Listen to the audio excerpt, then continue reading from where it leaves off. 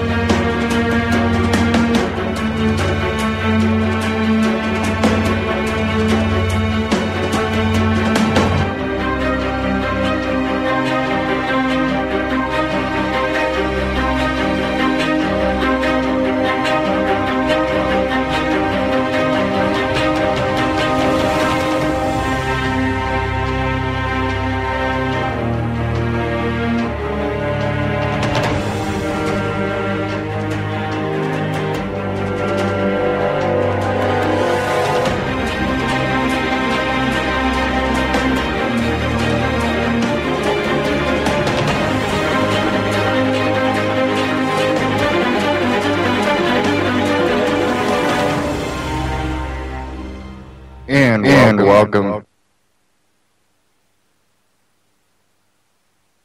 Wow, okay. And welcome to Anti-Tyranny News Radio here on UCY.TV. Thank you for joining me this evening. I'm going to get into the whole drug war thing here, starting off. Second hour, I'll get into some of the news from around the world and foreign policy and get into a little bit of that. But I wanted to start off talking about the drug war and how it relates to the police brutality, definitely in high poverty areas. And how it relates to the state that society is in. We have a culture that everything that is happening has a connection. It's a societal thing that we have to be able to see our flaws in what we're doing to be able to truly address where we need to go. And I think the drug war is one of those things that we should really address. I do have a clip here that I wanted to play from Stefan Molyneux. This one's kind of long. I don't know if I'm going to play this one all the way through, but I'm going to play a good portion of it. And this was a question he got: the danger of being a drug dealer. And what he's talking about, a black market drug dealer. And this person was asking if it's something that's immoral, that he is doing that. And I'm going to go ahead and play this. Adam wrote in and said, I have been a black market marijuana dealer for 8 years. This has helped me achieve a slightly better lifestyle, but has also held me back from other things, including relationships, i.e., most girls can't date a weed dealer for a long time. 2 questions. First, is my behavior immoral? Second, must I sacrifice my marijuana dealing to find a virtuous partner? Hi, sorry, what was your name? Hey, Adam. How's it going? Good, how you doing? Good to speak with you, I'm great. So, Adam, you said a slightly better lifestyle. Better than what? It's just like another source of income, so better than I would be without it, I think. How do you know? I guess I don't. I don't. Beware assumptions, right? That's I don't know either, but assumptions are fences, right? It's like, oh, I assume I can't fly, so I don't try, right? I assume that I can't become the lead ballerina in the Bolshoi Ballet, so I don't go to audition. Assumptions are limits, and if you say, well, I have a better life because I'm a drug dealer, yeah, that's not verifiable, right? Right. It really only money. There's other things about it that are not as, a better life. No, even the money. Like, so, okay, I'm assuming you make some good coin as a dealer? I try to be moral, so I don't take advantage of people. I make coin, but not a lot, believe it or not. Right, and so your maximum coin as a dealer may be less than the growth in income you'd have had if you'd taken another path. Right. And I assume that it's hard to grow your business. That's probably the wrong thing to say to a weed dealer. It's hard to grow up your opportunities, but it's hard to increase your income, right? Yeah, there's been good times and bad times, and with the whole legalization that's happened, it's kind of it's killed the price, and it's not as good as it once was. When you could, it's not even profitable for many people to grow anymore. That's why I stopped growing, and now it's like I'm trying to decide if I even continue with this or what. Okay, so your question was around the ethics of it? Yeah, I mean, I've heard you speak before saying that, it's wrong to throw someone in jail for a long time over it. I agree with that. But or a short time. For even at all, yeah, in my opinion. But, I mean, I've had many, people shun it. Some people praise it. Some people, so I've been kind of... You mean shun it or shun you? Shun it. They don't shun me because, I'm a good person to the people around me. Sorry, what is the it then? Shun what? Shun that I'm in that business. They just wish I were doing something else. Whether it be girls or family, they always wish it was, So they're not shunning, they're just disapproving, is that right? They disapprove, yeah. Okay. Yeah. How smart do you think you are? Where do you think you are on the IQ bell curve? I've never taken an IQ test, but my roommate just told me the other night she thinks that I have a higher than average IQ, definitely. All right. So what do you think? I think I'm smarter than the average bear. Yeah, I mean, I taught myself how to grow and do everything. I've been able to provide for myself without marijuana and with, but I think I'm smarter than the average bear, yes. And how much smarter do you think? I would say I'm in the top. If you had 10 people, I'd be in the top 2. Okay, good. And if you don't do this, do you have any other thoughts or ideas of what you might want to do? Yeah, I was doing something in the renewable energy business, but it kind of ended up being I gave it all I could, and it ended up being a bit of a scam, and I got screwed. And so now I'm the only way I've been able to sustain my living, food and rent and stuff is getting back into restaurants and dealing. So see now you got an assumption there, right? Do you remember what it was? Yeah, the assumption is that that's all I could do. The only way that I can make money is to deal. Right, and that's not true. It's not true. Mm-mm. Of course, right? It's not true. If you could wave a wand and be or do whatever you wanted for a living, what would you do? Really, just for the next 10 years, travel and be documented traveling. I'd love to work for. I love Vice. The things they do. I make videos sometimes, so I'd love to travel. You love Vice? What is that? It's like it's a news, independent news type of thing. They do the little mini documentaries and stuff. But something like even traveling, anything where I would make a living outside of traveling, being in different places. Yeah, traveling isn't making a living, right? No, but I've been to South America, and I have opportunities where I could have free food and free housing and perfect another language and still, see part of the world. I want to, on my tombstone, I wanted to say that I saw most of the world, or a lot of it, So if I could do that, the thing is, I get to, middle age, and I'd have seen a lot of places, but unless I got paid to do it, I'm going to be broke. So that's my dilemma.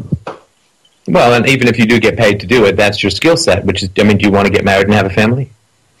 Yeah, eventually. Not now, but eventually, yes. What does eventually mean? Like in your 30s or 40s, or? Yeah, late 30s or late mid 30s, maybe early 40s would be okay. Is that a long way away for you? I'm 27, almost 28, so it's like so 7. Not that long. And certainly, if you want to start having kids, like if you want a woman who's kind of your own age, which I think there's some real benefits to, because then you're not rolling your eyes and you're also not picking up the Geritol on the way home, then you want a woman who's going to be in her mid-30s, which is, right on the edge of a good, like the last good time to start having a fairly decent-sized family, so you kind of got to start looking relatively soon, right? Right. And there are other opportunities at my fingertips. And I've thought about this. I've thought I want to have like a huge savings before I decide to have a child, because I know how much it costs. I want to have like pretty much almost retirement, so that I can give the kid everything that they're going to need and all the time that I can afford. I don't want to have to, leave my kid with the daycare so I can bust my balls. Yeah. So in 7 or so years, you want to be able to retire? It's like I'm not saying you want, but that's what you want. I've been saving. Do you have much saving yet? Yeah, I have several. I have different investments. I've always saved. I've got about 20 grand in assets, a little more. So a little bit shy of retirement, right? Yeah, a little bit. I mean, even if you can get 10% a year, right? You're talking about $2 grand a year. Which and I want currently living in the outskirts of Cairo. It's kind of tricky, right? My goal is $250,000 before a baby. $250,000 in savings, like at least before a family. Right. Okay. So, now, have you ever had a job?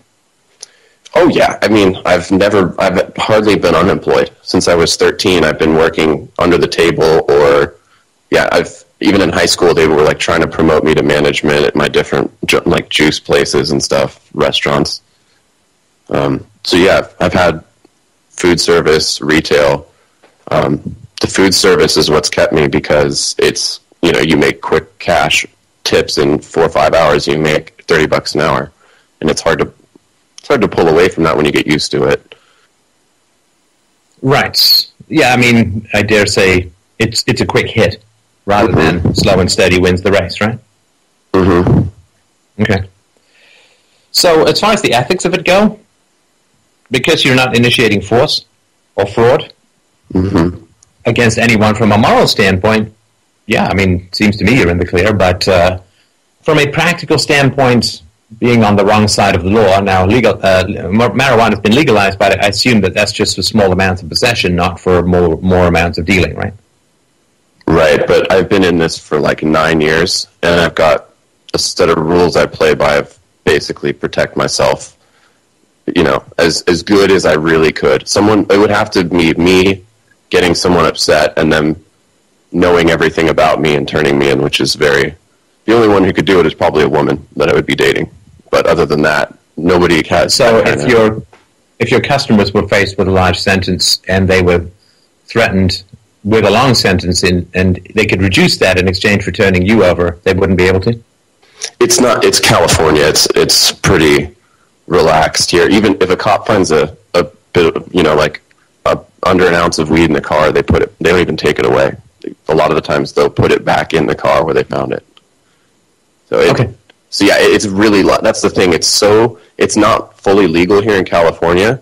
The gray area is just so, like, there's the risk is actually bigger if you open a shop, and get your licensing and pay taxes, like Right. then you risk getting SWAT teams and gangsters and all sorts of nasty taxation.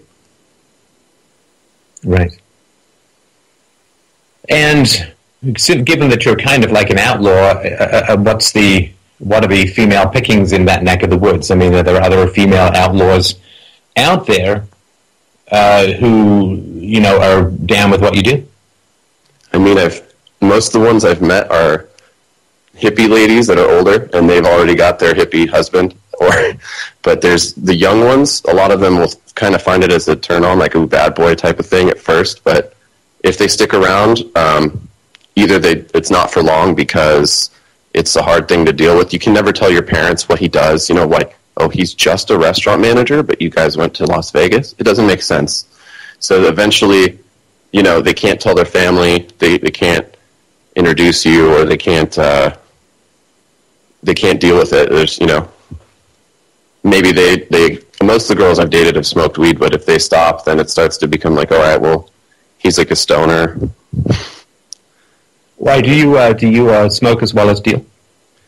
Yeah, that's how I got into it. It was like I think I paid for my own weed like maybe 2 or 3 times, and then I thought, like, well, you know, why do that if you can make a little money and it's not really immoral from what I saw. And what are you self-medicating then? With weed? Yeah. What happened to you as a kid? I mean, as far as weed goes, I can go with or without it. I don't think it's more of a habit. It's like smoking cigarettes almost, but you know, it's just a common like. Whatever. Did you hear the question? Yeah. What am I trying to smooth over with the weed smoking? It's like when I'm bored. I don't know. You know, I don't think there's a specific. You're not. Did you hear the second part of the question? The self-medicating? What happened in your childhood that may have contributed to a desire to self-medicate? No. I took the ACE test that, you know, you guys, I got a 3. And we've actually... What were they? The third was divorce,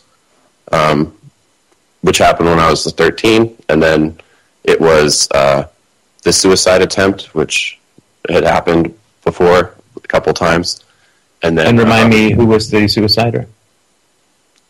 My mother basically like acted as if she was going to commit suicide at one point, and on a couple times on a regular basis, she would lock herself in a room with a sharp object and cry, and we wouldn't know what's going on.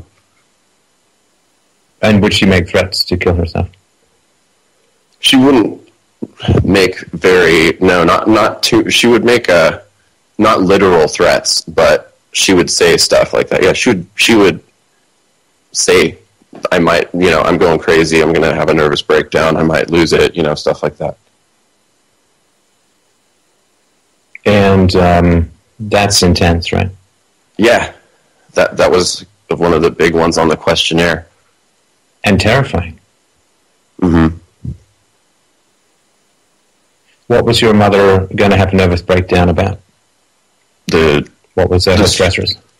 The stress of divorce and money, which was running low, and her work that she was trying to do at the same time as dealing with the 2 kids, which she was really not doing a good job at. So I think that's what it was. And she had issues with depression. She was on antidepressants and trying to get off them, which is a really dangerous thing, I hear. And what phase in your development was this suicide attempt? 14, freshman. That's when it started? Yeah. Yeah. How old were you when your parents divorced? Like 12, 13. They moved, sold the house, separated. What was their marriage like before that? The first like 7, 8, 9 years of my life were smooth, and then after that, there began a love affair, and then you know, there was some violence in the house with on my dad's side, What does that mean? He hit your mom? Yeah, there was like one Christmas Eve, which, because it's Christmas time, this is kind of messed up. There was one Christmas Eve that they got in an altercation, and he pushed her up against the wall, and he put his hand on her mouth or her jaw or her throat or something. So, I mean, that's pretty... I wouldn't do that to a girl. That's pretty messed up, in my opinion. And she grabbed us, put us in the car, and like drove us to somewhere else for the night. That was the third point on the survey. Right. Mm-hmm. Witness violence against your mother. Yeah. And did that happen more than once? Yeah, it was probably 3 or 4 times with her, and then there was 2 or 3 incidents, maybe more with me. And what did he do with you?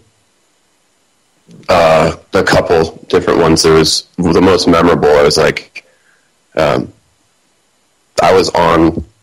I don't know if I was pushed to the ground, if I was already on the ground, but I was. He actually kicked me like in the ribs or area while I was down, like while I was on the ground, which is I was about 12 or 13, and it was while he and my mom had been in a fight. I don't know how I was involved, but somehow like maybe it was over me. But yeah, he did a kick to the ribs while I was already on the ground. Like, I don't know why, but that was the most memorable, the kick to the ribs. So, but there's a few. Adam, when you talk about this stuff with me, do you feel anything? Yeah, I'm trying to relax. Why are you trying to cover it up? I have that little bit of chest pain from stress. So it actually, I'm trying to keep myself from getting stressed over this stuff because, it physically hurts. I'm not sure what that means when you say you have chest pains over stress. When I start to get stress, I literally feel. No, I understand. I understand what it means in terms of the language. I just don't know what it means in terms of the causality. If it's like, is it a heart problem? Any form of stress. When I had a kind of a rough year with about a year, almost 2 years ago, but several family members died. A dog died. I got not evicted, but my apartment rent I got evicted by raising rents. A lot of stuff happened, and at that point, I was also kind of mindlessly self-indulging on stuff like just cigarettes and alcohol, and the stress plus the cigarettes and a poor diet, I would get these pains, and they kind of persist. Have you had that checked out? No, I just try to contain my anxiety, but I haven't seen it. So you have chest pains that you've never seen a doctor for? It's only stress related, though. Okay. I know. Will you go and see a doctor for me, please? Yeah. Would you mind, honestly? I mean, I'm not a doctor, but I'm fairly aware that chest pains probably shouldn't be ignored. No. I'm not saying there's anything wrong with you. I'm saying that probably shouldn't be ignored. Now, so you are self-medicating off and on with alcohol, cigarettes, and marijuana. I've kicked cigarettes and 90% kicked alcohol, which means I'll only have one beverage maybe twice a month. Okay. But marijuana is like a regular. Yeah, I self-medicate with weed on 4 to 8 times a day. I mean, I used to grow this stuff. It's like everywhere. A day? Yeah, like it's like that's what I'm saying. I smoke it almost as much as cigarettes. It's like a normal thing. It's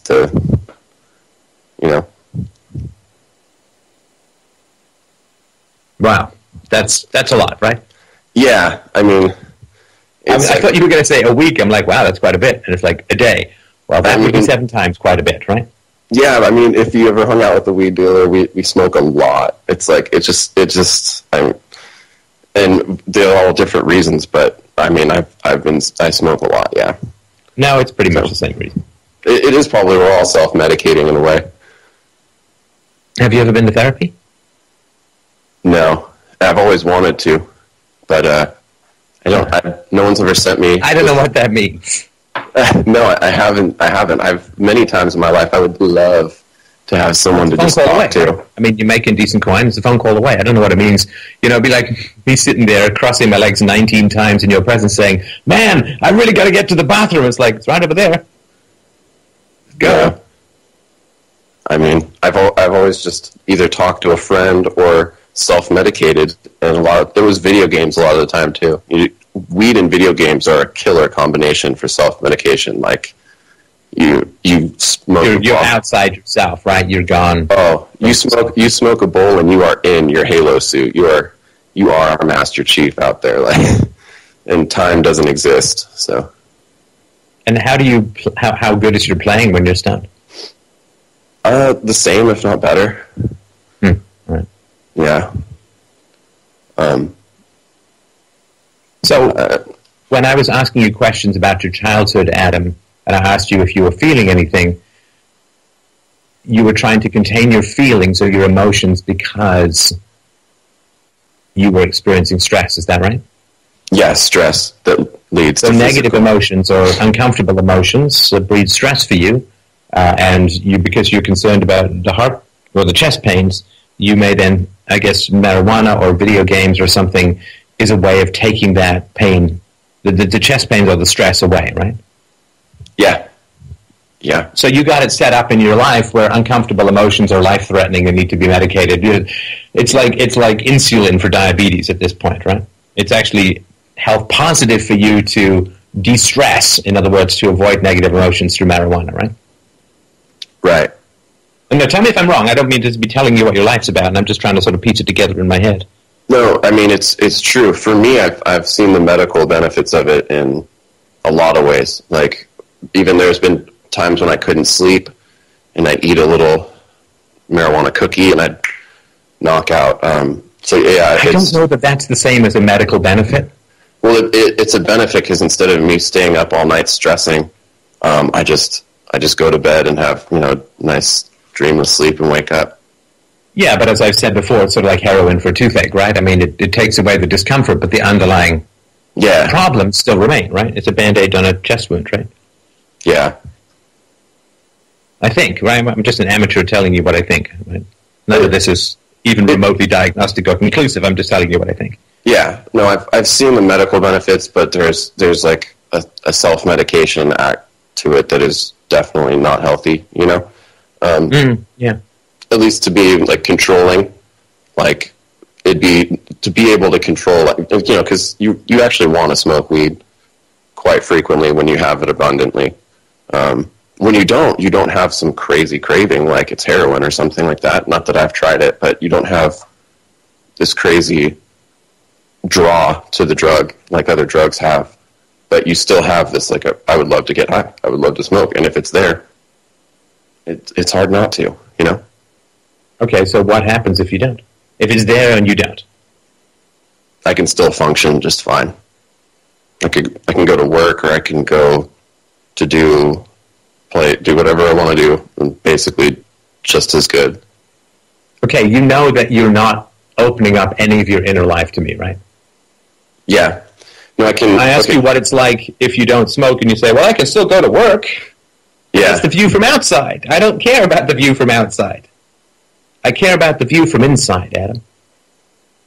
I felt good, actually. There were times that traveling, they're good and bad. One thing that marijuana has done for me, at least, is get rid of dreams. So when I do stop smoking for a while, I have dreams, and they're about 30% good, 30% sexual, 30% bad. So it's almost, like... I guess marijuana is not really enhancing your math skills there, but I get what you're saying. Yeah, 30. There's a 10% whatever. Okay, 10% filler, 10% dream text. Got it. Okay. Yeah. So when you don't dream when you have marijuana. Yeah, and that's a good thing. You can't date when you're a dealer, or you can't get into a steady relationship. Your business is suffering because it's being incrementally quasi-legalized, right? Exactly, yeah. So there's not a lot of future in this, right? No, unless you move to Colorado, there's, and have connections, which I don't. Isn't it legal in Colorado too?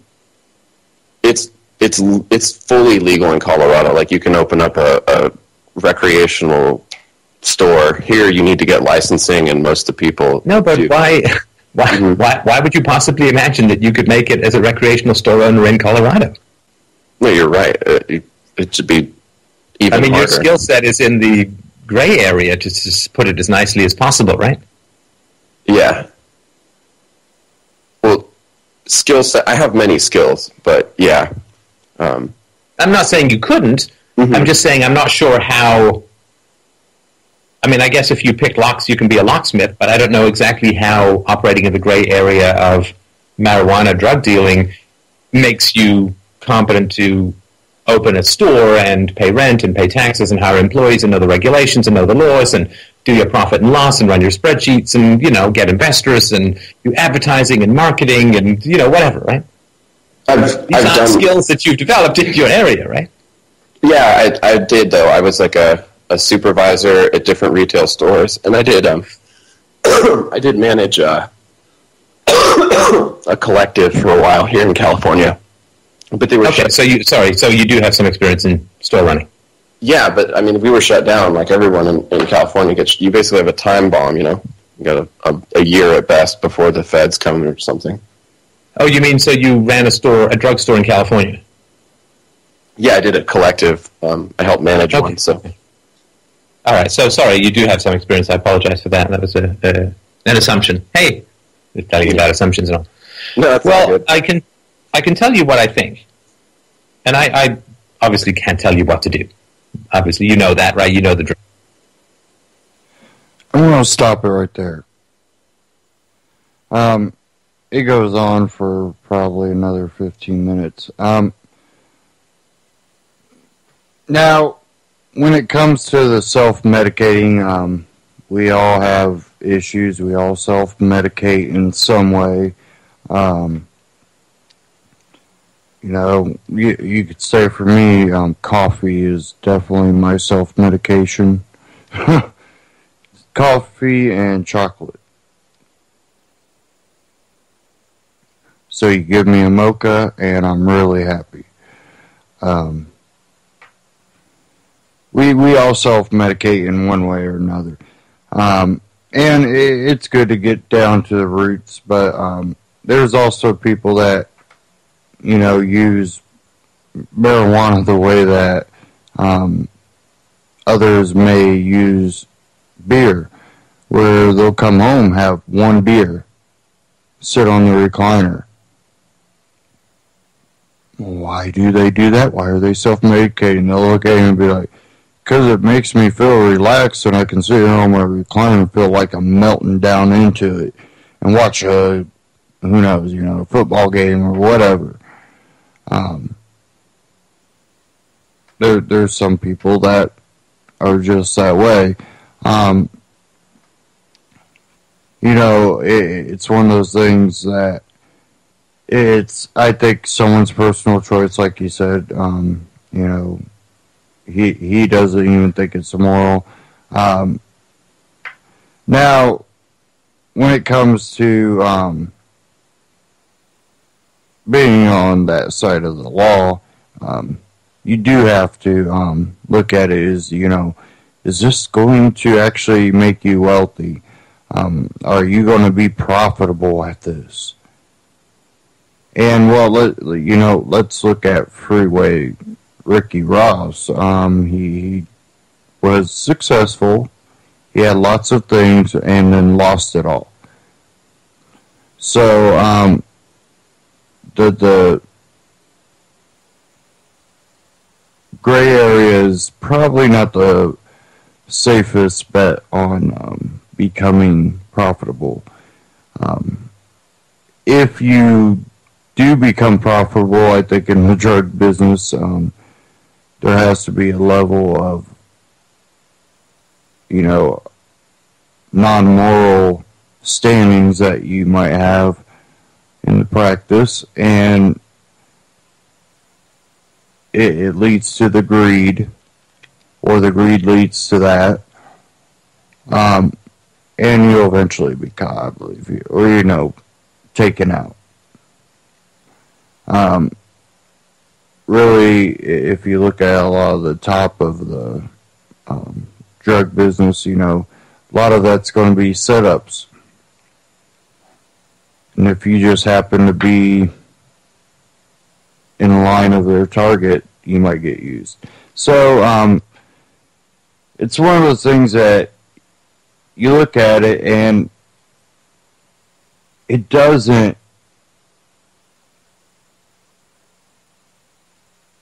improve your life to be a drug dealer. But we also have to look at it as neither is the war on drugs. It's not beneficial to people. It creates more violence in communities. It's what leads to the no-knock raids, flashbanging kids, and wrong homes. You know, not just kid in a house that was the residence of a drug dealer. And I know there was one story. I don't know if I have it here. Probably not.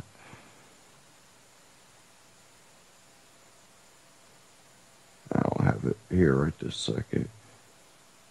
But yeah, the whole you know, children getting caught in the middle of this drug war is an increasement on the violence in the community, and it doesn't help any of the issues. And that's why I'm not really for law enforcement intervention. I think people that care enough, there's enough caring people out there that if someone's ready for help, they can get help. You know, police intervention and all this, it really ends up costing the taxpayers, costing the people that aren't even involved in that. And then it costs lives. And it ruins lives. So when we look at issues, we definitely have to look at both sides. And I think that this really has emboldened law enforcement and definitely the feds. And with them militarizing the police, it's something where I believe the only options we really have is to maybe do nullification, where states nullify federal laws. I really believe that to be one of the best options out there. Give me a second here.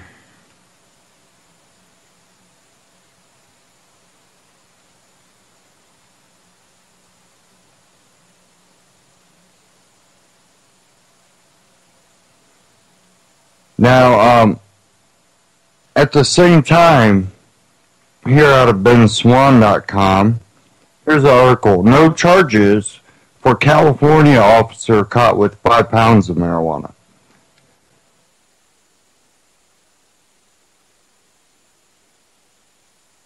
Give me a second while this loads.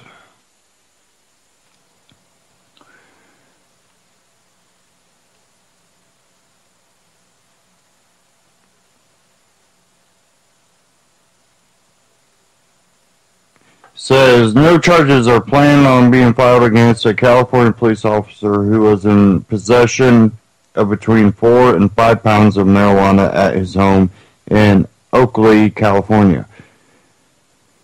Officer Joe Avila, a 17-year veteran of the Richmond Police Force, has been under investigation by the Richmond Police Force since January, according to the Richmond Confidential. It was around this time the Richmond police force began to notice Villa was not filing any follow-up reports for about 37 calls of service he had gone on. One of these calls was a UPS store in November 2013 where it is suspected Villa had collected the marijuana and then failed to turn the drugs over to the department's evidence department.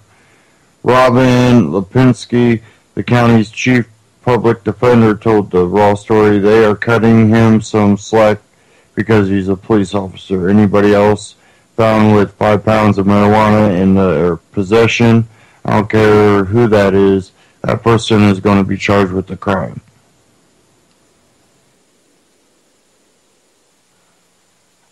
While he was under investigation, Avila said he had used 2 of the 5 pounds of marijuana to help train his police dog. The other drugs, though, he did not comment on. When the investigation was underway, Villa was the key witness in a case where he had helped to secure a conviction. However, Deputy Public Defender Elise McNamara, who represented the defendant in this case, is saying this is an ethics violation. They have a constitutional mandate to disclose exploratory evidence to us prior to a trial, said McNamara. If there's an officer on the case who's been discredited, then we have the right to know that. The DA's office is taking the position that this officer did nothing wrong, and because they think he did nothing wrong, they are not turning over any information, said Lipinski. They have a vested interest in not having an officer's credibility called into question because then it impacts all the cases they're trying to prosecute. As of now, Villa is on paid administrative leave. Now, he didn't comment on where the other drugs went. And they're not going to disclose it, and they're saying he did nothing wrong. So, let's say, well, he could have took some of those drugs and maybe planted them on someone.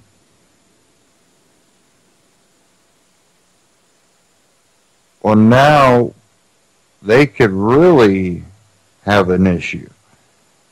So I think they're trying to avoid something to that effect. And now that this is out there, we'll see if any more cases come to light.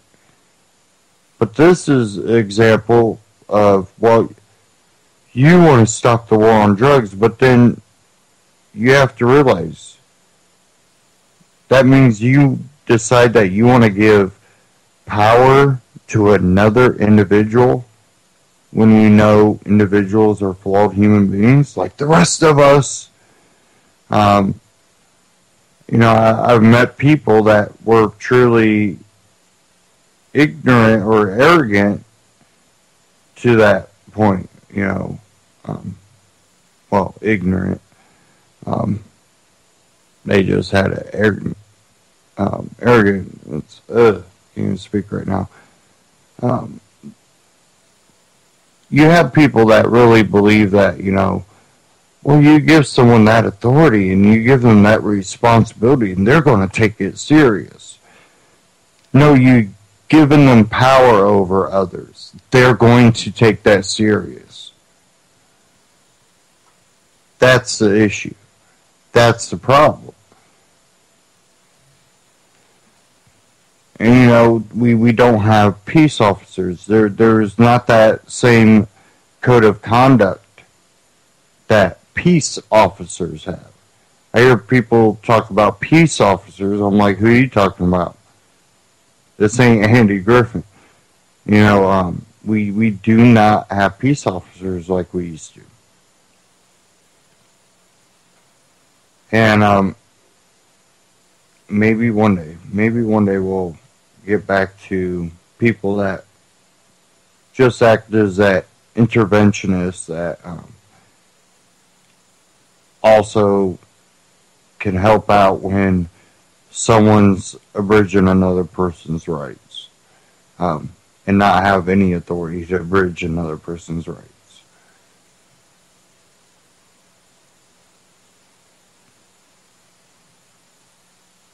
Now, for people calling for more government, after we already had, the whole torture report come out, I have an article I've seen here at libertybeat.com.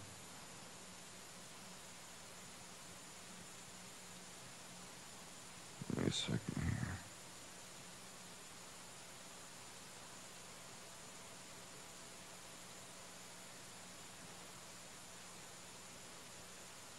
There we go. Electronic Frontier Foundation suing NSA over internet backbone access. And this originally comes out of the Electronic Frontier Foundation press release. Friday, a federal court hearing will tackle the issue of whether the National Security Agency is violating the Fourth Amendment by copying and searching data that it collects by tapping into the internet backbone. The Electronic Frontier Foundation will go before Judge Jeffrey White in Oakland in Jewell versus NSA. The case was filed in 2008 on behalf of San Francisco Bay Area resident Carolyn Jewell and other AT&T customers who alleged that the NSA is working with AT&T to collect data about internet traffic. The government says the collection is justified under Section 702 of the FISA Amendments Act and do not violate the Fourth Amendment. So we have government also trying to justify breaking the Fourth Amendment. Well, we passed a FISA Amendments Act. Well, that's an act. The Fourth Amendment is law. That's the problem.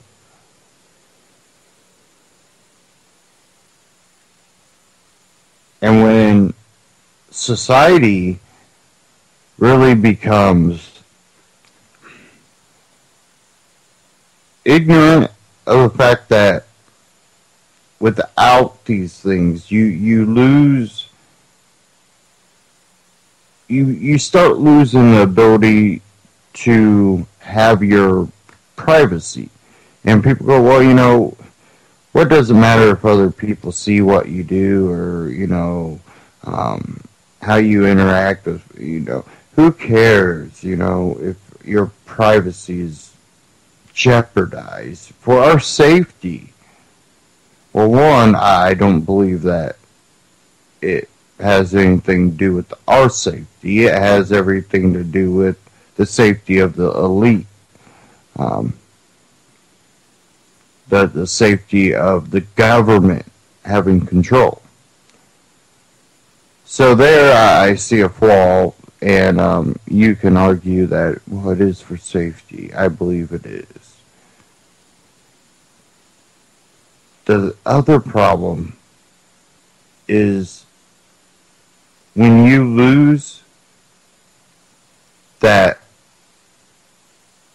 freedom that you have in your private moments, whether it's thinking, talking out loud, someone dancing in their house. When you lose that, I know someone's watching, I'm not just going to act a fool in the middle of my living room. Well, some people do that, I used to go over to a couple's house, and there was a couple times they were just jamming out, dancing. That's just what they did. And they didn't like doing it in front of people. They kind of felt embarrassed that they weren't public dancing people. But, it's one of those things that, you have your private moments to do things. When you're always being spied on, you don't have those private moments anymore.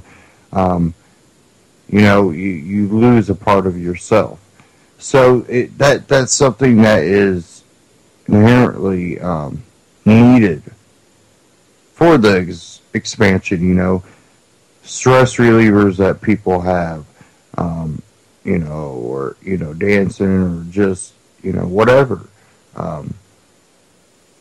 People being able to just sit there and have the peace of mind that they are in their privacy of their own area and they can just relax and think about things. It's an essential part, and that's why the founders did put the Fourth Amendment in there. It's an essential part of freedom. You need privacy to have complete freedom. You need your private moments. And, that's what I think society is starting to lose focus on. The kids nowadays are being taught to, be out there. Just be out there about everything. And there's the generations now that are starting to grow up and the ones that are going to be coming out of school and growing up are starting to find out there's ramifications for doing this. And I think that in a way is by design. I think that helps. You are this type of a person. You are this type of a person. You'll be good for this. And that kind of goes back to the divergent theory. And I think the divergent theory is complete crap. And you see this already being played out in public schools. Part of it is Common Core. I'll get to that in a second. But it's been going on. It's where they give the kids a little test. You just fill out this test and it'll kind of tell you where you'd be best at. That's divergent theory. And people go, yeah, it's kind of like that movie Divergent. Wait, that's what that movie is in a way based off of. But in reality, what Divergent really is a pretty flawed theory. Those tests are crap. People change. They might not change as, who they are, but they might find a different passion. Just because the basis of someone might be the same, their passions might change. So then they might be better off doing other things. I've seen people that they loved working with their hands when they were younger, and oh yeah, they should be, someone that works with their hands. Try to train them in a field. But in reality, they didn't like working with their hands. They like the business side. They want to become business owners or managers. Some of them in the field that they liked, or some of them in a completely different field. Because it wasn't really even though the bottom line, product or service that they put out, has to be great, but they like the business side of it. They don't like being the hands-on person. So, that whole thing is crap. And people that talk about Divergent, people like Bill Gates, are people that are pushing Common Core. And Bill Gates, that's one guy that kind of, gives me goosebumps right there. He comes from a family that, his father was a part of Planned Parenthood, believed in eugenics, believed it was a great thing that they were doing. And he's kind of followed that footsteps, and he's got his hands, his foundation, the Bill and Melinda Gates Foundation, they got their hands in GMOs, they got their hands in vaccines, they got their hands in the Common Core in the public school system, and he comes and kind of believes and practices that eugenics type thinking. And Divergent is something that he believes in. And if you have seen that movie, he believes he is a divergent person that is good at everything. And everybody else has their place. You will be this for society. You will be that for society. You'll be able to have kids, you won't.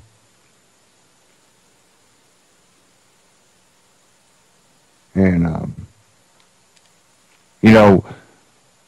one thing that,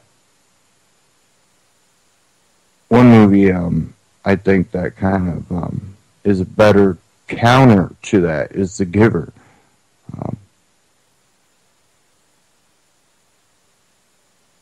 It's one of those things that we are in a point right now that we are seeing a complete shifting, a paradigm shift, a societal shift that I don't know exactly where it's going, but I think that is based on how society reacts to things that are to come here in America when it comes to the economy, our foreign policy.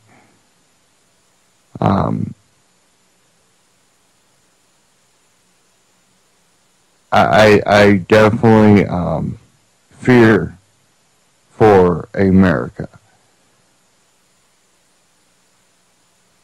And even though I'm not a big believer in borders,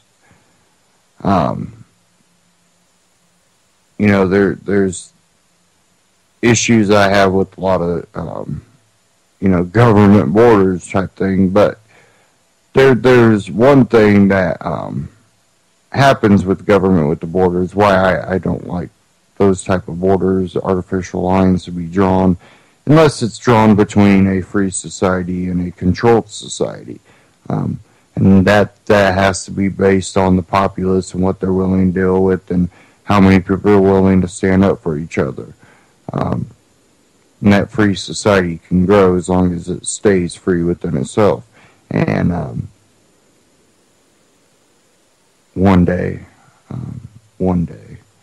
hopefully, the human race doesn't wipe themselves out before that day could come. But what government does with these borders is, well, we'll close it to these people and open it to these people. Close it to these people and open it to these people. And we are having a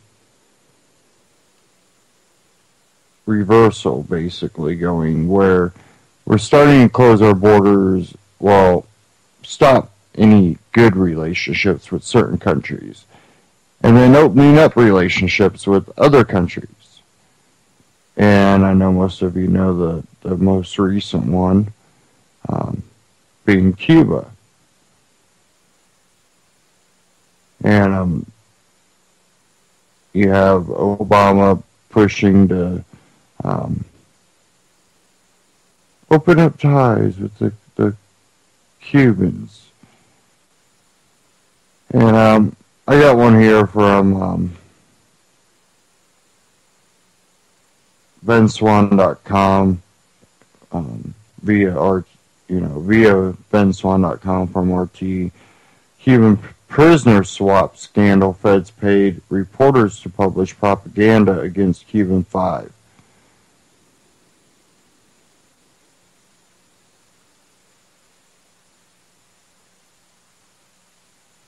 It says here, as part of President Obama's effort to normalize relations with Cuba, the United States released the last 3 still incarcerated members of a group of Cuban intelligence officers called the Cuban 5 in a swap for 2 American prisoners. However, beneath the mainstream media headlines lies the story of how the U.S. government manipulated public opinion during the trial that convicted the Cuban 5 by paying reporters to saturate the trial's media market with coverage demonizing the accused spies.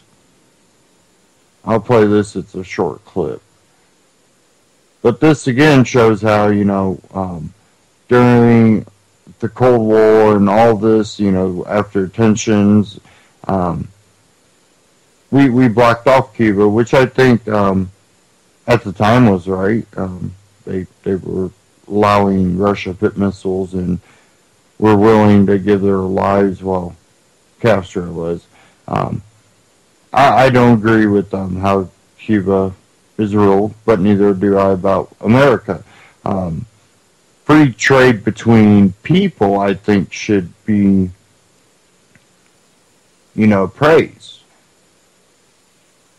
Trading between people shouldn't be a bad thing. I fear that many Cubans might have their money taken by their government, which I disapprove of. But if me still buying their product helps them out, it helps me out, there's a mutual benefit, I don't mind doing that. Yeah, I'd rather buy local, but there's times I have to buy overseas or something made in Mexico, in Canada. You never know where some things will be made of. If it's something, that I can find made here in America and find it for a price that my wallet can handle, of course, I tend to try to buy those products first. But we know that it gets harder and harder to find this. But let me go ahead and play this clip. Oh, it's like a bad memory. The U.S. can't seem to look past 5 Cuban men convicted on charges of espionage more than 10 years ago and locked up may have actually been victims of a smear campaign by the government. The National Committee to Free the Cuban 5 is holding a press conference today. They claim to have evidence proving the U.S. paid tens of thousands of dollars to Miami journalists to spin stories against the 5 men to convince the jury to convict them. The men were arrested in 1996. They claim to be monitoring terrorist groups in Miami as a service to the Cuban government and say the FBI knew of their plans. This press conference brings criticism and questions over what President Obama will do to patch relations with the island nation. Is his stance any different than the last 3 administrations? Well, Gloria La Riva is a former U.S. presidential candidate and one of the main proponents for the release of the Cuban 5, and she joins me now. Thanks so much for being here. So first of all, I want you to give us a little bit more background on who these men are and what exactly happened to them, if you could. Yes, Priya. Well, the Cuban 5 are 5 men who came into Miami in the early 1990s in order to infiltrate the terrorist right-wing organizations in Miami that had been financed and armed by the United States government. The Cuban 5's mission was to report on those attacks, to prevent terrorism, to protect their island and the people of their country. And instead, the FBI arrested the Cuban 5 in 1998. They were really persecuted in the courts and in the public by this. Now we find many journalists who were paid by the U.S. government secretly while they were covering the case of the 5. They were convicted in 2001 and sentenced to very lengthy terms from 15 years to double life. And I know that today you guys held a press conference and you have proof or more evidence or information that the government was kind of paying these journalists to perhaps sway public opinion down there. Tell us a little bit more about what that new information or evidence is. Well, the National Committee to Free the Cuban Five began a Freedom of Information Act research 18 months ago, and out of a relatively small list of names that we submitted, 14 names came back of journalists who it turns out were receiving covertly monies from the U.S. government, that is through the Agency of Radio and TV Marti, and the managing entity, the Office of Cuba Broadcasting and the Broadcasting Board of Governors. It is illegal by U.S. law for these propaganda transmitters to be conveying U.S. propaganda within the U.S. borders. But the fact that they were paying U.S. journalists who pose as independent and yet were transmitting the same kind of information into Miami means that the population, the people of Miami, were subjected to months and months of propaganda against the Cuban Five. And you know, last year the Supreme Court refused to review this case. Are you hoping that now with this new information from your FOIA request things will be different? What are you hoping for? Well, the revelation of paid journalists, while they were covering the case of the Five, and with very prejudicial articles, very biased, and many false, requires the government to reverse the convictions, we believe. And so we've begun a campaign today calling on Eric Holder to immediately move to remedy the situation. And the only remedy can be the freeing of the Cuban Five and allow them to go home. By the way, we should keep in mind that their mission was saving lives. They never had a weapon. They never harmed anyone. They saved lives. And yet, a terrorist like Luis Posada Carriles, who is known to have bombed a Cuban airliner, a terrorist, one of those terrorists, lives freely in Miami, even though he entered the U.S. 5 years ago illegally. He walks the streets a free man, while the Cuban Five anti-terrorists are in U.S. prison. So Miami is an extremely unique city. It is the base of operations of quite a number of terrorist organizations who have operated with impunity. And unfortunately, the Obama administration is allowing this to continue. And, you know, I want to ask you about the UN Human Rights Commission and Amnesty International did find that, in fact, this was an unfair trial. How has it been that, you know, the United States can simply ignore those two organizations and what they have found? Well, in your opinion? Unfortunately, the U.S. government violates and flaunts international law. And so it will have to be the court of millions of people in the world who know about the case of the Cuban Five, the Cuban people first, and those of us in the U.S. and other countries who know that the men are truly heroes and should be freed. And the other is, it really boils down to the right of Cuba to its self-defense.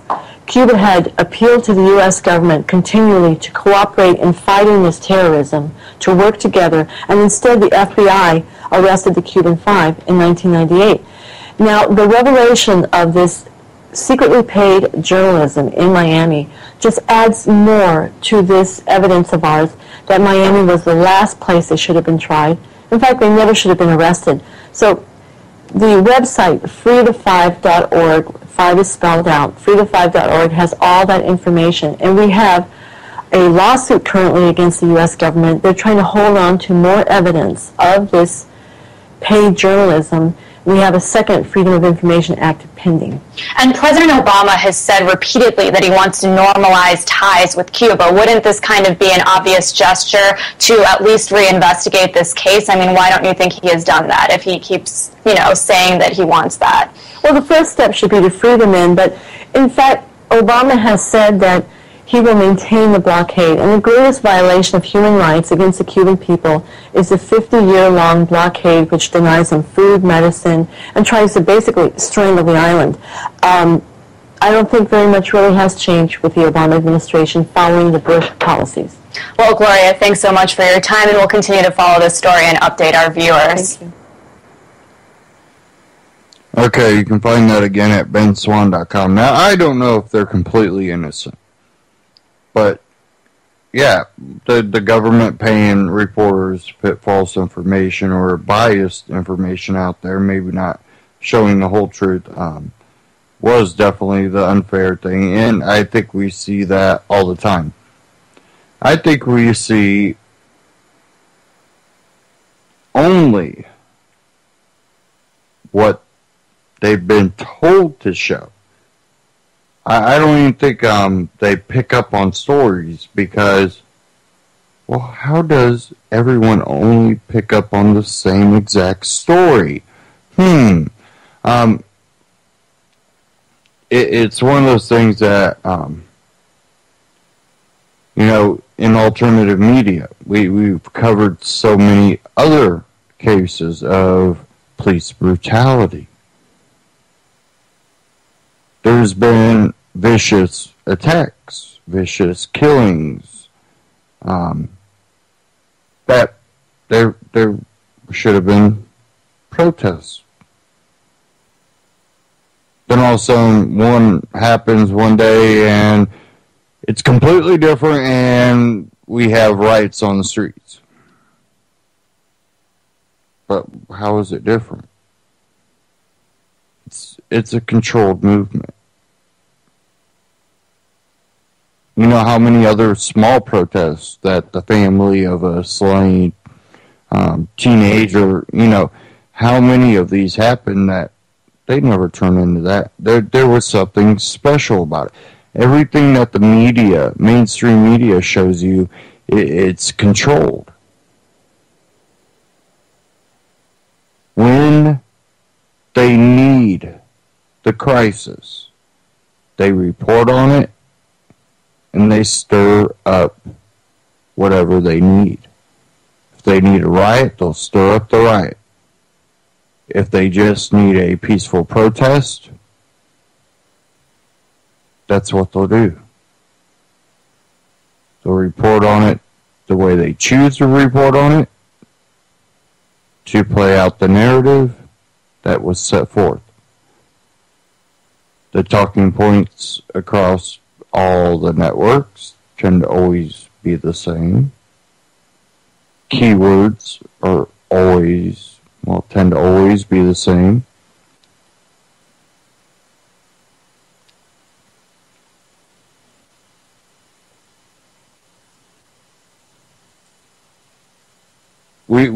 I think we know by now that it's pretty safe to say that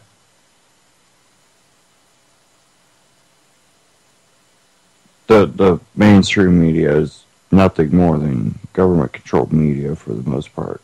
Government/corporate.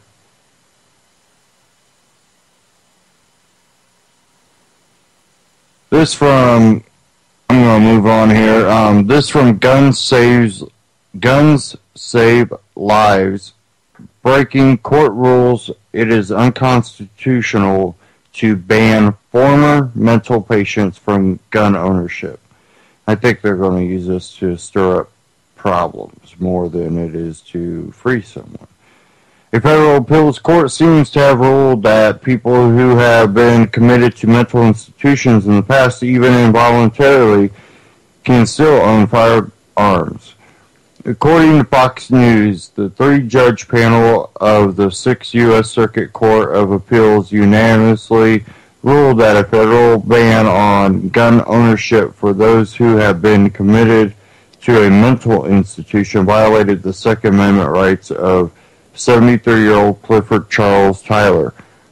Tyler attempted to buy a gun and was denied on the grounds that he had been committed to a mental institution in 1986 after suffering emotional problems stemming from a divorce. He was only in there for a month. According to the decision, the court drew a difference between someone who is mentally ill and someone who has been committed to a mental institution. The court's assurance that Heller does not cast doubt on prohibitions on the possession of firearms by the mentally ill does not resolve this case for 922G4 prohibits firearm possession not just by the mentally ill, but by anyone who has been committed to a mental institution. That these two categories are not coextensive is made clear by the very fact that the language of 922G4 expressively refers to two separate groups, Sea Circuit City Shores Inc. versus Adams, 532 U.S. 105 113 2001. Presumption against redundancy. Although it is plausible that the two groups overlap, the point is that we presume that they are not identical. Heller's assurance that the state may prohibit the mentally ill from possessing firearms may provide solid constitutional ground for 922G4 restriction as to an individual educated as a mental defective, but it is insufficient by itself to support the restriction as to individuals who have been involuntarily committed at some time in the past. Therefore, we cannot resolve the case by relying solely on Heller's assurances, as we did in rejecting a Second Amendment challenge to a denial of an expungement motion in a case involving 922G1's bar on possession of firearms by felons. See United States versus Kerry, 602 F3D 738 740-41 6th Circuit 2010.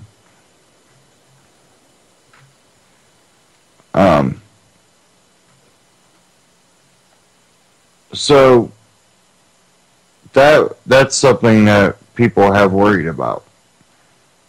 Now, how far will this be taken by what groups is to be seen, but so far it looks to be a plus for gun owners, some that might have had a little bit of depression, or have a family member die, a mother die, or father die when they were young, and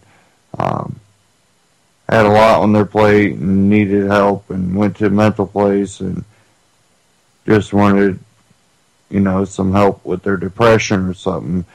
And I think that's one thing that maybe it's because he's Canadian, Stefan Molyneux really doesn't understand about Americans, definitely gun owners.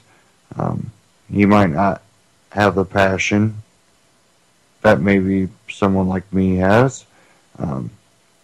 Hence why I definitely try to be a responsible, law-abiding person, is because I like firearms. Therefore,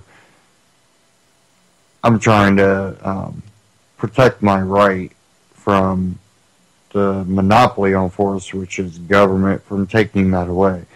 And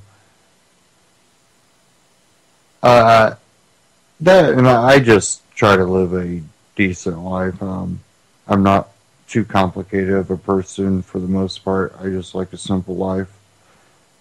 Sit back, maybe once in a very, very blue moon, have a drink, just some barbecue, play cards, enjoy friends' company and family's company.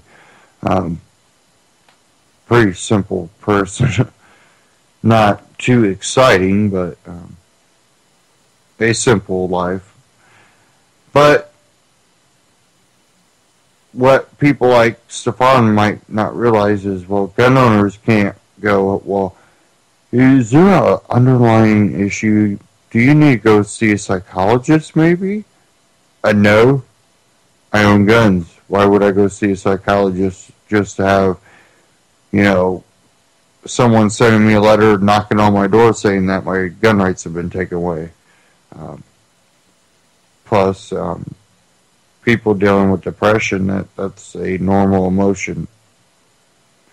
More than likely you go to seek help and you'll get a nice little pill that you can take every day, and we tend to see what happens with some people. This might make you suicidal. So if you take this pill along with that pill, it might help with the depression better. But This pill also might make you more suicidal. But they're supposed to be antidepressants. Not something that's going to make someone kill themselves. I think a lot of people have a flawed premise on the medical field. Does the medical field always get it wrong? No. Do they always get it right? No. I think when you go to the doctor, you have a 50-50 shot of whether they're going to help you. And a lot of times it's, yeah, they might help you. They'll give you something to mask whatever you have or suppress it a little bit. Might mean you have it a little bit longer than if you would just, dealt with it. Some people can't deal with it because their work doesn't really allow them to deal with it, so they do need something to get through their work day.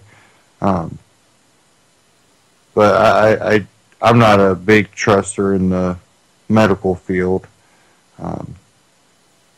Not that it's all bad, not that, the intent of these people are bad, but I think a lot of the scientific journals and all this are flawed. And I think history has proven that. Some of the, look at a lot of the scientific journals during the eugenics projects. What do those scientific and health journals talk about? Talk about how, well, the people in poverty, they should be fixed. It would mean a better life if they don't have kids. They can benefit, and and plus you don't want those people to have degenerate kids, because you don't want society to have to keep dealing with that, because these people that were from well-to-do families and such, they believed that they were above you. They believed that there were different classes of people genetically. You had the goods and the bads. And the bads, well, you keep them around because they're really good at, making sure that our coal's dug and, our houses are clean, but you don't want them to reproduce too much, and you only want the strong ones to reproduce. If they have any flaws, that wouldn't be good for society, and it wouldn't be good for them. This is, the sick mindset, and this is, it leads all the way up to today when you can literally have people that would sign a petition allowing for abortions up to 5 years of age, post-birth abortions. When society actually starts believing and accepting these things, they've lost their self-preservation. Now, I'm not going to get in, are you a bad person because you had an abortion, or you think abortion's okay? I don't believe in abortion. I don't think it's a good thing. I'm not going to tell people what to do. But I would ask people to just maybe, look at self-preservation. The reason you yourself are here today is because every single generation before you busted their butts and gave up some of their freedom to be parents and raise the next generation.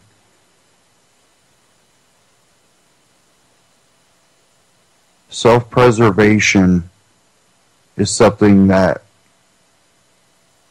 you can find in any animal.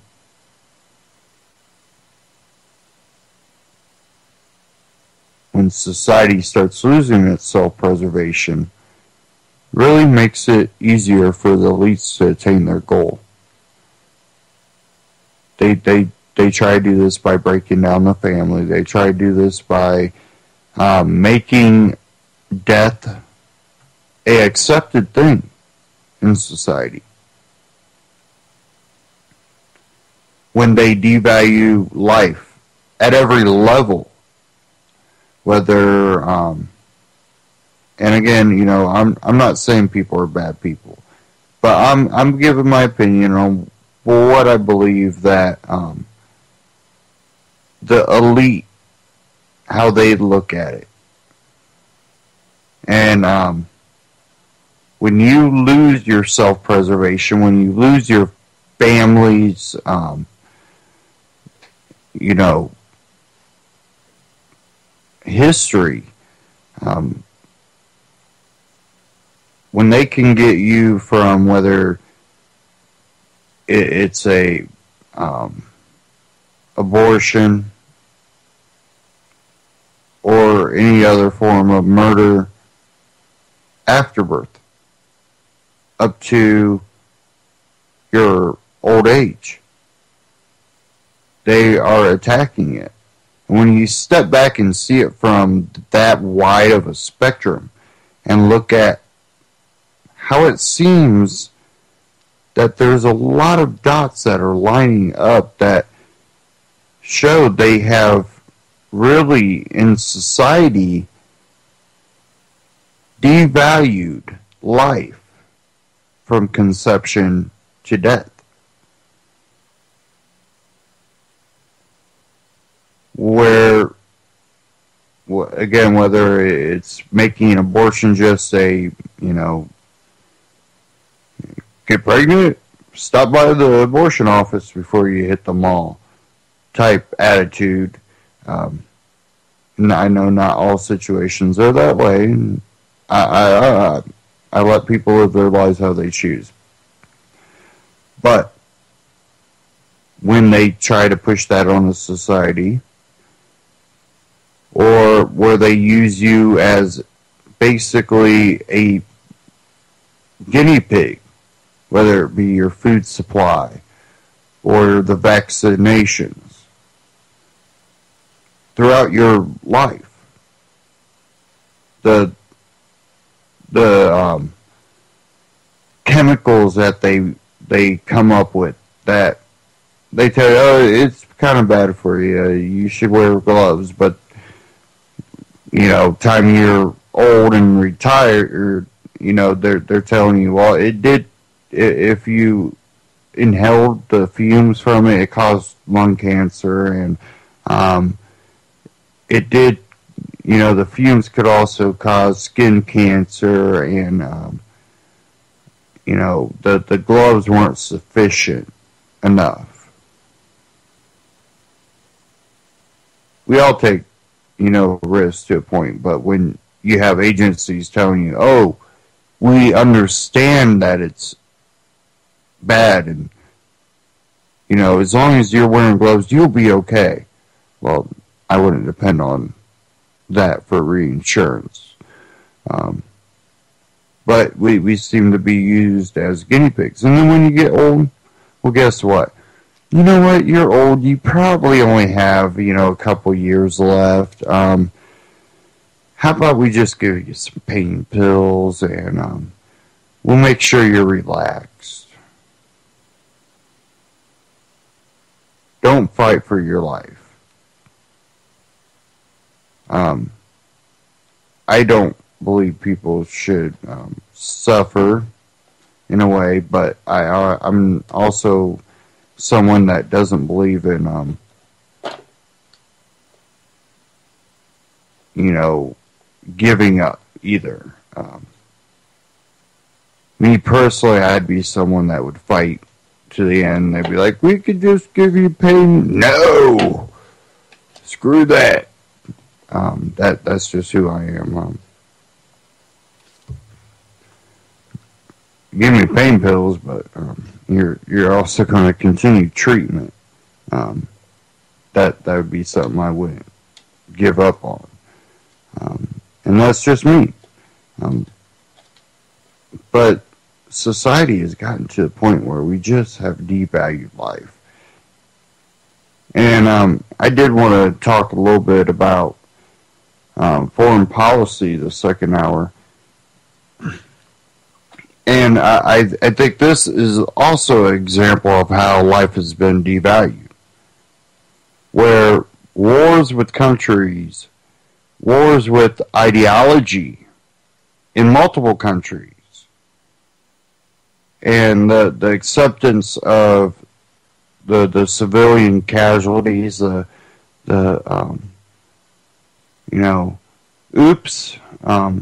well, we got the terrorists, but, we did kill a couple kids, injured about 20 more, just killed a husband and wife that were just married, and destroyed a city block, but we did get that terrorist.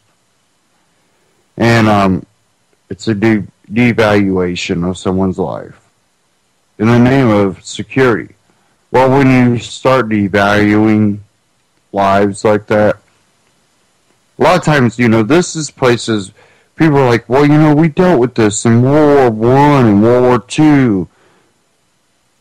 And the people there understood. These people were also at war. These were countries at war. But you're trying to fight an ideology within a country that not everybody shares that ideology.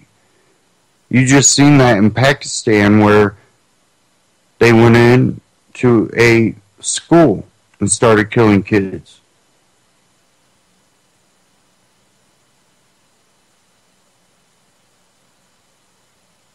Well, what happens when you devalue life in other countries? Tends to make them go, you know what? Maybe those terrorist guys were right. Hopefully the smart people are like, they might not be the greatest people, those Americans, they go around in other countries, but you as terrorists aren't good people either. And unfortunately, children paid the price for people that did fight the terrorists within that country.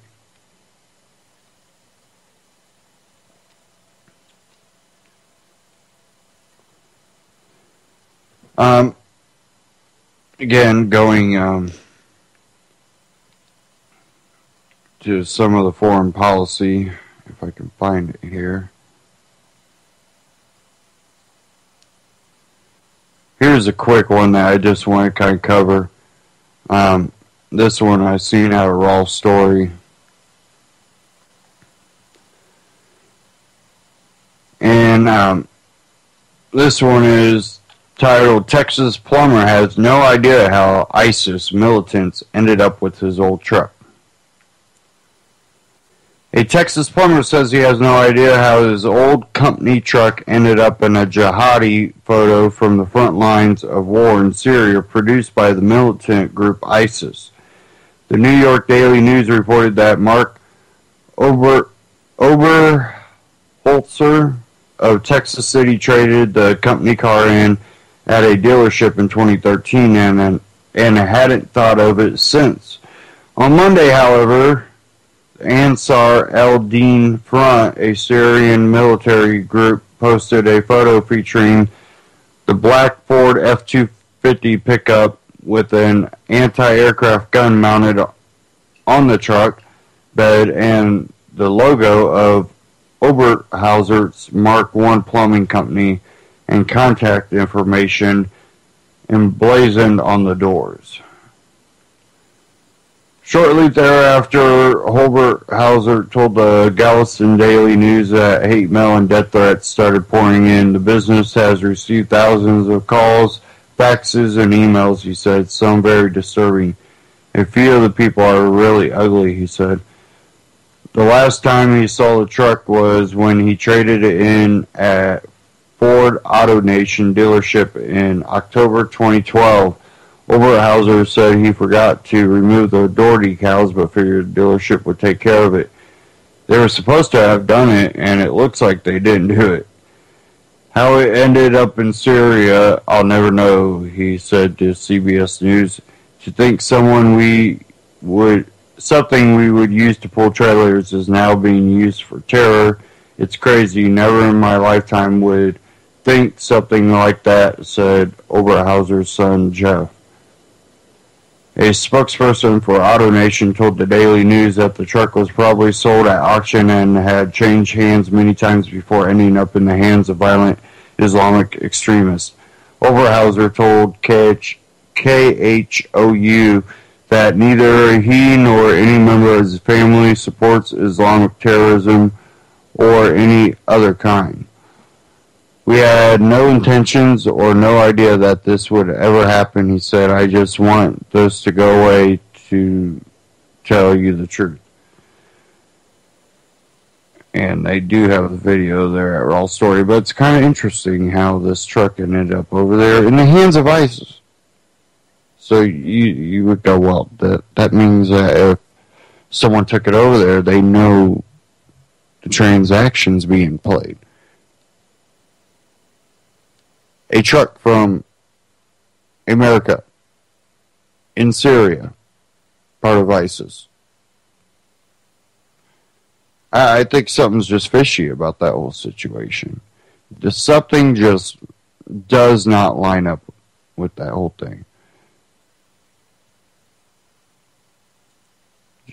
It's so odd. I just can't put my finger on it. Give me a second here. I need to close out these tabs here.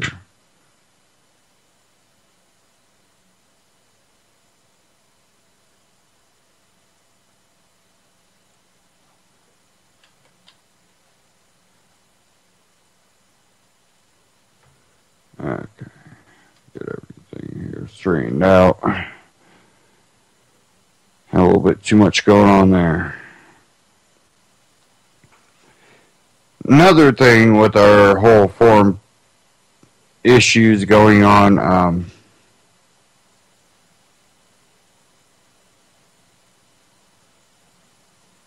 want to kind of cover a little bit of this this whole Sony attack.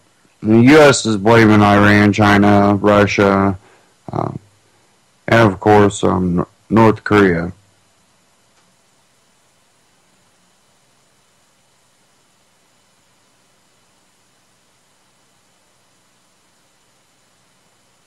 Okay, hold on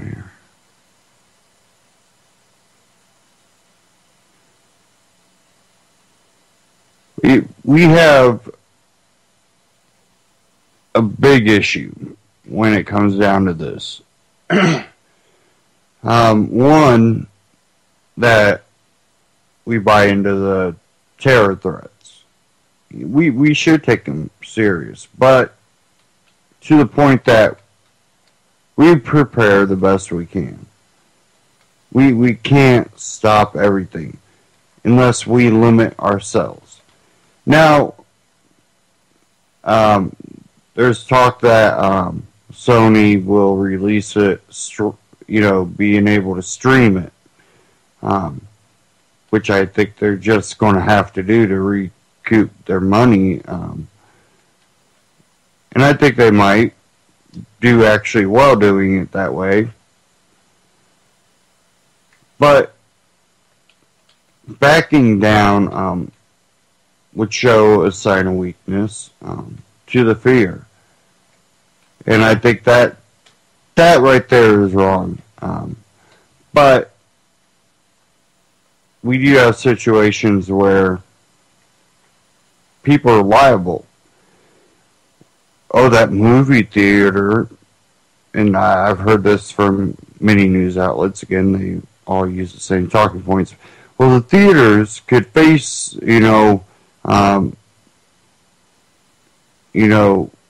lawsuits and things if they play the movie after the threat and people go there and something happens to them. Why? You've made the threat public. So movie theaters that show this movie could be targeted. Okay, now the public knows. Now, why does the movie theater have an obligation or should be obligated if something happened to pay for if someone dies or is injured? They're taking the same risk. Their employees take the same risk, which I think that should be a voluntary thing. And I think maybe movie theaters should be willing to allow them to opt out. Definitely the younger crowd that works there after school. Maybe do a limited showing that way, you can be able to protect that. But you know what? You take a risk every day you walk outside. You take a risk every day that you eat something that you didn't make, or even maybe something you did make. Everything you do is a risk. Walking is a risk. Your choice on how much of a risk you're willing to take with your own body and your person should be of your making, not someone else's.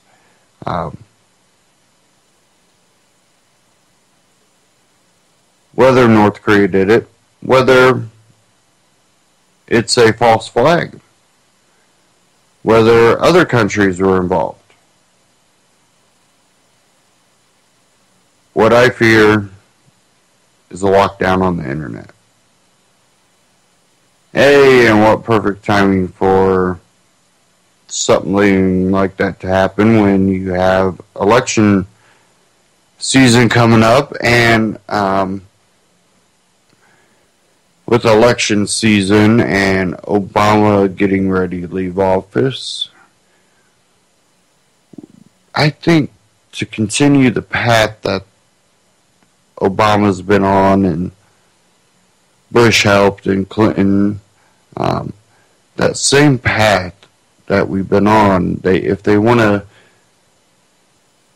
preserve that, I think they might be getting wise to the freedom of the internet and the freedom of flow of ideas and how it's really going to be an impact on society. Even though I truly believe they still have quite a good grip on manipulation and brainwashing and control over people, and I think Ferguson helped show that. But the alternative media outlets and the internet,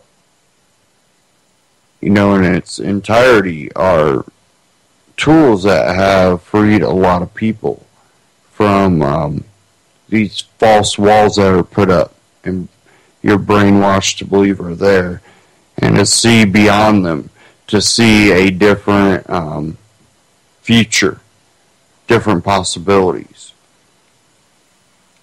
And I think they're noticing, and I think this would do nothing but help them lock down on it.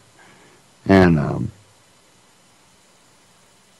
I think it would be really bad thing for society. Definitely when it seems that we are finally starting to awaken more people, and that there's really a type of revolution going on.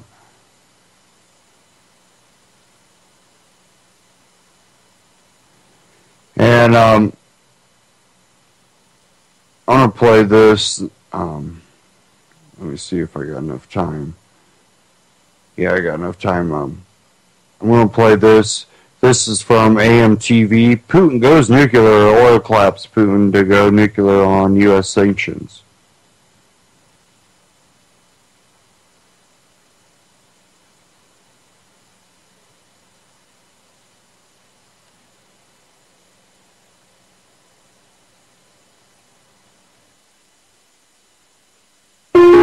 It's in our nature to wonder. Up commercial. Here we go.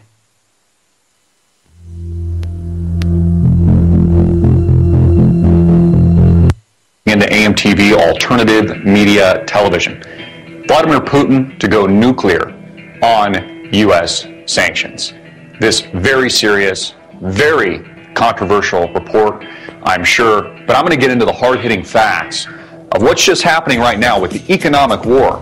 The U.S. attacking Russia, aiming to demonize Putin, his government, to potentially oust Putin, the rising East, his relationship with China, and what the real Cold War is focused on today. Before we get started, check out our sponsor, Conflicted the Game. Get multiple decks, choose from multiple decks, and learn more about your opponent, their survival skills, and how they would react and act in a worst-case economic collapse scenario. Great stocking stuffer. And also check out Vintage Founding Fathers playing cards. Get them all today at the link below at conflictedthegame.com. So what do I mean by Russia going nuclear? As a result, and in reaction to U.S.-based moves, this economic war that's being fought digitally, technologically at this very moment against Russia. We've seen this manifest over the past few months with the U.S. and Western media positioning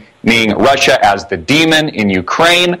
Any report that you read in Western media, whether or not it's ABC News, CNBC, or CNN, suggests that Russia invaded Ukraine, that Putin decided to militarily move in this part of the world, when the opposite is actually the truth. All of this was a U.S.-led inspired coup to overthrow the previous friendly Russian Yanukovych government so that the U.S. could pressure Putin into a corner, force him to act, and of course the European Union and Europe, which is heavily dependent on natural gas and energy supplies from Russia that move directly through the Ukraine to the European Union, could control and better monopolize that energy route.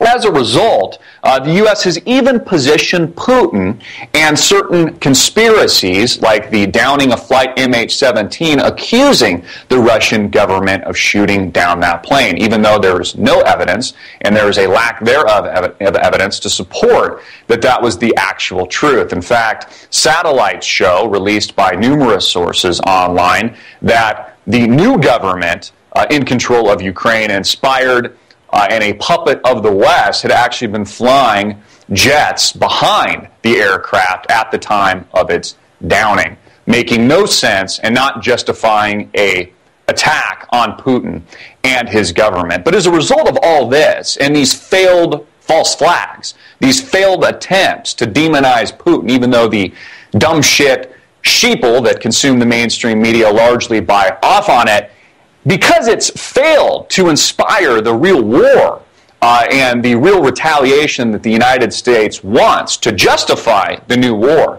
they have since implemented severe economic sanctions on Russia's economy, collapsing the ruble overnight. Over the past few months, it's lost over half of its value, and on Tuesday, it lost a stunning 20%. This is economic Armageddon for the Russian people, and not only is the ruble collapsing as a result of these aggressive actions by the West, but inflation is rampant, expected to hit double digits, over 10% next year. This is cataclysmic for the Russian economy, as well as the oil drop that we've seen oil crushed over recent months, surprising many analysts and Wall Street at large, aside from the insiders that are pulling the heartstrings, with an aggressive drop in WTI, Western Texas Intermediate crude, and also Brent crude, which influences geopolitical prices and really influences the prices at the pump, hitting near 60, under 60 for the first time in 5 years. This rout in oil that specifically targets the Putin government, that specifically puts pressure on Russia and enemies of the United States, including Iran and their nuclear program. Anything below $100 a barrel puts pressures on numerous countries around the world that depend largely on the oil trade. Countries like Venezuela, that oil accounts for 70%. Oil itself, 70% of its state's revenues, which is used to subsidize vast social programs in their country.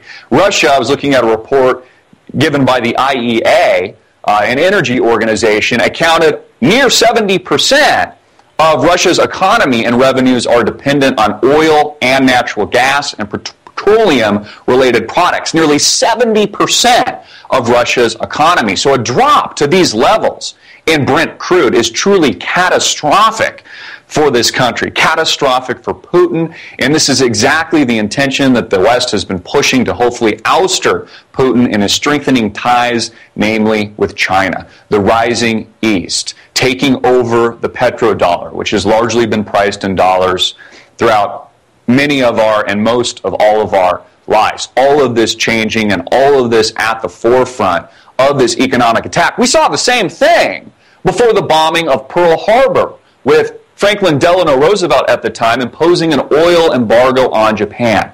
And they responded swiftly, quickly, and violently with the bombing and attack in Honolulu, which was the precursor to the United States' entrance into World War II and the devastation of thousands and thousands of lives and countries at large. We are experiencing the same thing today, and it's exactly why Putin will respond not just militarily, but with a nuclear option. And what I mean by that is that I think Putin will hit the United States in the balls where it is weakest, at the core, structurally at the core.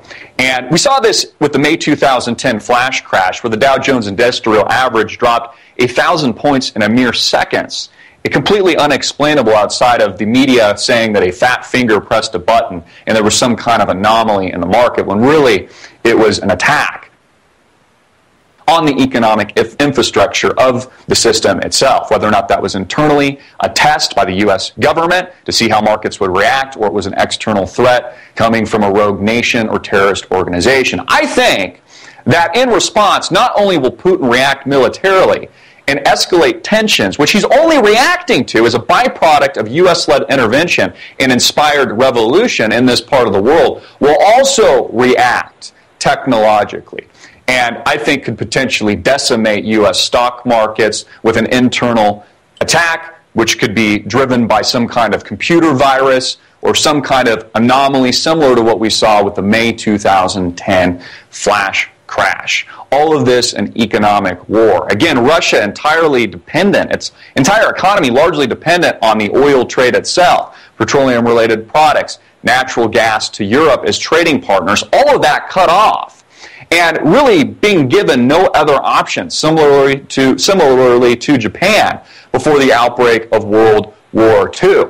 They have some $400 billion currency reserves that they can use to stem the bleeding a bit for some time. They've risen interest rates to 17% from 10.5%. Compare that and contrast that to 0% interest rates here in the artificial economy that makes up the United States, and super leverage and the derivative markets here on Wall Street. They can do that for some time, but in order to really stem the bleeding, they're going to have to go nuclear. They're going to have to react with a nuclear option, militarily, and I also believe technologically. And I think that the Russian people will be behind Vladimir Putin, because I think people are waking up to the fact that it's the United States hanging on to its last semblance of economic power as it crumbles to the ground, as Rome once did, due to excessive spending, an $18 trillion plus egregious national debt, countless wars overseas that have only been continued and propagated by President Barack Obama, and just this lack of complete morals and regard for constitutional principles and values that have made America great over the past several hundred years, all corrupted structurally at the very core. And that's why if Putin is sitting on his hands at the moment thinking what he should do next, should really, and I think will, attack the United States where it's weakest. Structurally, economically, fundamentally, internally, specifically targeting Wall Street, our economic system, these QE programs, 0% interest rates. All of this could shed thousands of points in a matter of nanoseconds based largely on computer trading and an algorithm that is the function of Wall Street today. This unbelievable world of hyper-speed trading, government intervention, manipulation, and bank bailouts. All of this leading to not just technological war, but also physical war. And the United States behind it, Western interests behind it, forcing Putin's hand and expecting him to react so that they can justify war, so that they can justify a further escalation in what we're seeing overseas today. And this is incredibly dangerous. Everything that's happening geopolitically with this large macro move in oil, the rise in the dollar, notice how the dollar is strengthening, puts specific pressure on Russia and enemies of the United States. And it's about to reach a boiling point, my friends. I'm Christopher Green. Get it out everywhere. Make it viral. Hard-hitting it in your face.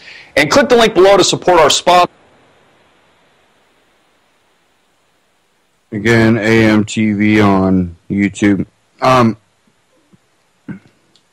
What we are experiencing is another Axis allied division in the world, and I don't see any side that deserves to be a winner. You know, people can claim free. There's a level of freedom. You have enjoyed it. There's problems that we face along with every other country in the world. And it's always going to be enhanced problems due to government. In more socialist and fascist countries, government is going to be a very large problem. The freer the country, the less problem the government becomes. But along with that freedom comes the responsibility of everybody's not, you know, the promise of everybody being there to clean up, you know, the mess, deal with the issues, is not going to be just something that you can pretend is happening with law enforcement. That's government controlled. It's going to be something that you would have to be actively involved in, whether it be hiring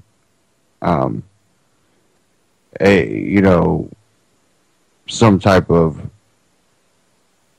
bodyguard, or the community comes together to hire, a company to, patrol, to have the ability to, if someone's breaking and entering, theft, murder, any of that rape, that's something that anybody has the right to intervene in, to help someone out. You don't need a shiny badge to have permission to do that. So if you have someone that you hire to drive around and help protect the community, you get that choice. And if you go, I don't like the services they do, you got an option to not pay for it and maybe hire someone else to give you protection. Free market. Something you have less of government. Thank you all for tuning in. Stay tuned here on UCY.TV for all the great broadcasts coming up after this. Take care and have a great weekend. See you next week.